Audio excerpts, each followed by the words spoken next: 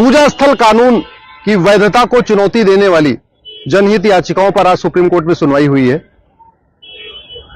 कुछ मुस्लिम पक्ष हैं जो कह रहे हैं कि नहीं, प्लेस ऑफ वर्शिप एक्ट चलना चाहिए, यानी पूजा स्थल कानून बना रहना चाहिए। वो हमारी याचिकाओं का विरोध कर रहे हैं। उनकी तरफ से कई सारी इंटरवेंशन एप्लीकेशन भी आ गई हैं, बड़े बड़े दिग्गज वकील भी खड़े हो रहे हैं और उनका यह कहना है कि place of worship act continue होना चाहिए। हमारा यह कहना है, ये प्लेस ऑफ वर्शिप एक्ट जो 1991 में कांग्रेस की सरकार ने बनाया है, यह कानून गोरी, गजनी, औरंगजेब, तुगलक, हुमायूं, बाबर के इल्लीगल काम को लीगलाइज करता है। जो आक्रांता यहां आए, उन्होंने अब धार्मिक स्थानों को तोड़ा, मठ मंदिरों को तोड़ के चले गए और यह कानून यह कहता है कि जो मठ मंदिर तोड़े गए हैं उनकी वो यथास्थिति बरकरार रहेगी। इसका मतलब सीधे सीधे यह कानून मुगलों के इल्लीगल काम को लीगलाइज करता है और यह पार्लियामेंट कर ही नहीं सकता है। पार्लियामेंट का काम इल्लीगल काम को लीगलाइज करना नहीं है। पार्लियामेंट का काम इल्लीगल काम को इल्लीगल डिक्लेयर करना है।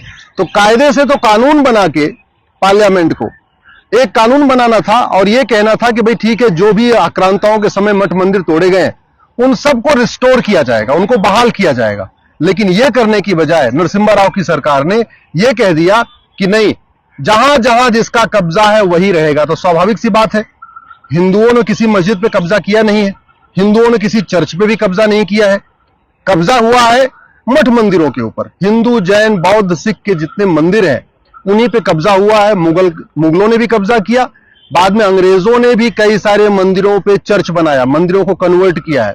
केरल में भी, तमिलनाडु में कई सारे ऐसे चर्च हैं जो मठ मंदिरों को कन्वर्ट करके बनाए गए, उनके ऊपर बनाए गए। आखिर भारत में हिंदू, जैन, बौद्ध, सिख को समान अधिकार है कि नहीं है? क्या कोर्ट में जाके अपने राइट को मांगना यह हमारा अधिकार है कि नहीं है? यह पूजा स्थल कानून यह कहता है कि आप अयोध्या के अलावा और किसी भी मंदिर की मुक्ति के लिए कोर्ट ही नहीं जा सकते, यानी कोर्ट का दरवाजा ही बंद हो गया।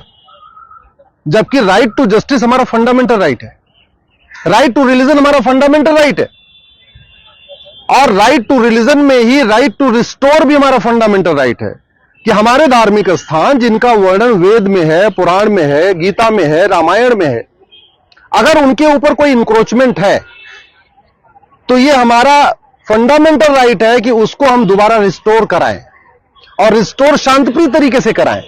और वही कर रहे हैं। लाठी डंडा लेके हम काशी को मुक्त नहीं करा रहे हैं, लाठी डंडा लेके हम मथुरा को मुक्त नहीं करा रहे हैं, लाठी डंडा लेके हम भद्रकाली को मुक्त नहीं करा रहे हैं, लाठी डंडा लेके जो धार में अवैध कब्जा हो रखा है उसको मुक्त नहीं करा रहे। हम तो सिंपली ये कह रहे हैं, मुकदमा चलने दीजिए, गवाहों का बयान होने दीजिए, बाकायदा जितना आपका सिविल प्रोसीजर कोड है, एविडेंस एक्ट है, उसके अकॉर्डिंग ये डिसाइड हो जाए कि किसका है।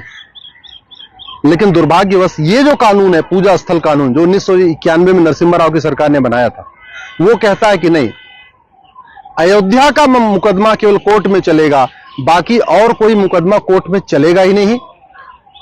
जो मुकदमा पहले से चल रहा है वो मुकदमा स्वतः निरस्त हो जाएगा। इतना तक लिखा हुआ है इस कानून में। उसकी वैलिडिटी को हमने चैलेंज किया है। सुप्रीम कोर्ट ने 2020 में ही नोटिस जारी कर दिया था केंद्र सरकार को, गृह मंत्रालय को, कानून मंत्रालय को, माइनॉरिटी अफेयर मिनिस्ट्री को। अभी 2023 आ गया है, लेकिन अभी तक केंद्र सरकार का जवाब नहीं आया। और इसलिए जब जब तारीख पड़ती है तो कोर्ट यह कह के अगली तारीख दे देती है कि केंद्र सरकार का जवाब आ जाए।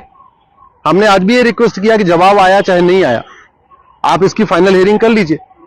आज कोर्ट ने फिर से एक बार 31 अक्टूबर की डेट दिया है कि अब प्लेस ऑफ वर्शिप एक्ट के अगली जो सुनवाई 31 अक्टूबर तक होगी और केंद्र सरकार से कहा है कि आप इस पर जवाब दाखिल कर दीजिए। ये प्लेस ऑफ वर्शिप एक्ट को खत्म करना इसलिए जरूरी है क्योंकि ये हमारी राइट टू आइडेंटिटी को छीन रहा है। काशी, मथुरा, भद्रकाली, भोजशाला, ये हमारे राइट टू आइडेंटिटी का मामला है। ये प्लेस ऑफ वर्शिप एक्ट हमारी राइट टू डिग्निटी को छीन रहा है।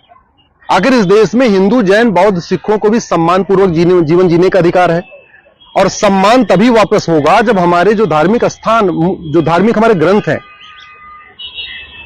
वेद, पुराण, गीता, रामायण, उनमें जिन स्थानों का वर्णन वापस मिलेंगे। अगर उनके ऊपर अवैध कब्जा है तो हमारी डिग्निटी कहां रह गई? हम कहां उसमें हमें सम्मान से जीवन जीने का अधिकार मिला? कॉन्स्टिट्यूशन का आर्टिकल 29 हिंदू, जैन, बौद्ध, सिख को भी राइट टू कल्चर देता है, राइट टू ट्रेडिशन देता है। आर्टिकल 25 राइट टू रिलीजन देता है। जब हमारे सांस्कृतिक स्थान, हमारे धार्मिक स्थान, हमारी ऐतिहासिक धर्म स्थान, चाहे वो नैमिषारण्य हो, चाहे वो भोजशाला हो, चाहे वो भद्रकाली हो, चाहे भगवान शिव का ज्योतिर्लिंग काशी में हो, चाहे भगवान कृष्ण का जन्म स्थान हो, जब तक ये दोबारा मुक्त नहीं होंगे, वहां फिर से एक भव्य मंदिर नहीं बनेगा, तब तक ना हमें right to freedom of religion, जिसको कहते हैं राइट टू रिलीजन, वो हमें वास्तव में नहीं मिलेगा। राइट टू कल्चर नहीं मिलेगा, राइट टू हमें ट्रेडिशन नहीं मिलेगा, सबसे इंपॉर्टेंट राइट टू डिग्निटी नहीं मिलेगा, जो हमारा कष्ट। और उससे भी इंपॉर्टेंट ये है कि ये कानून हमारे राइट टू जस्टिस को छीनता है, ये कानून हमारे रूल ऑफ लॉ को खत्म करता है। इनफैक्ट ये जो 1991 का पूजा स्थल कानून है, ये कह रहा है आप कोर्ट नहीं जा सकते, यानी कोर्ट नहीं जा सकते, तो इसका मतलब ये हुआ कि भारत में लोकतंत्र खत्म। लोकतांत्रिक देश में किसी भी विवाद का समाधान कोर्ट के जरिए होता है, और ये कानून कहता कोर्ट जा ही नहीं सकते। इसका मतलब ये कानून लोकतंत्र को खत्म करके भीड़तंत्र को हावी कर रहा है। ये कानून डेमोक्रेसी को खत्म करके मोमोक्रेसी को प्रमोट कर रहा है। इसलिए इस कानून को खत्म होना जरूरी है। हमने क्वेश्चन ऑफ लॉ इस पे फ्रेम कर दिया है। Question of law supreme court के पास चला गया है।